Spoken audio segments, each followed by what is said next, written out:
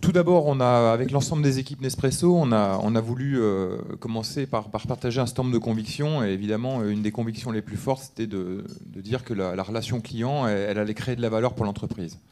Et je pense que c'était très important que chacun le comprenne et qu'on puisse partager ça tous ensemble avant d'aller plus loin. Et puis pour des raisons simples, comme évidemment ça crée de la valeur pour l'entreprise, donc ça crée du chiffre d'affaires, ça crée des nouveaux clients, ça crée de l'emploi, mais également ça crée de la valeur pour les salariés.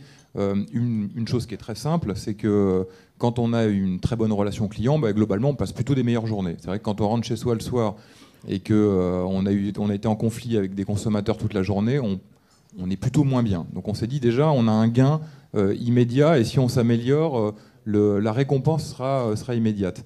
Et puis la dernière chose que j'ai dit à l'ensemble de nos salariés, c'est si tous ensemble on décide de faire cette aventure-là, quelque part on vaudra aussi tous plus cher sur le marché. Parce qu'il n'y a aucune raison que ça ne se sache pas, et que si on obtient cette reconnaissance d'entreprise expert de la relation client, alors du coup on vaut tous plus cher.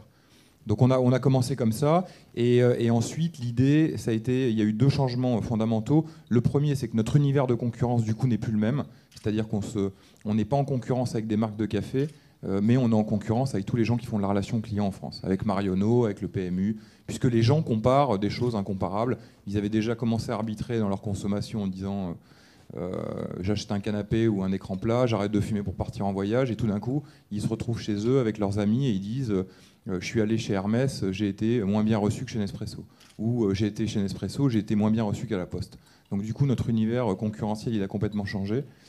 Et la deuxième chose qui a changé, c'est qu'on a dit à l'ensemble des salariés que c'était pas uniquement les gens qui étaient en front line, donc qui étaient au contact du client, qui étaient responsables de la relation client, mais il fallait que ce soit partagé par tous. Et ça a été assez compliqué.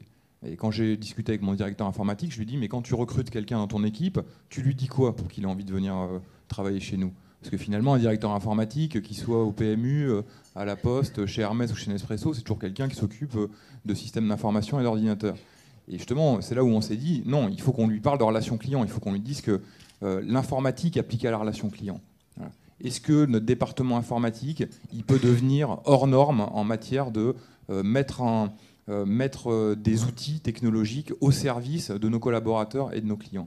Et quand on s'est rendu compte que tout le monde, dans tous les départements, la finance, aux ressources humaines, que tout le monde embrassait cette cause-là, les choses devenaient cohérentes, et ça c'était fondamental. Dernier point, c'est que pourquoi tout doit être cohérent et tout le monde doit partager ça? Parce qu'encore une fois, ce n'est pas une stratégie commerciale, ça doit devenir une culture entreprise, et il faut que les gens aient confiance.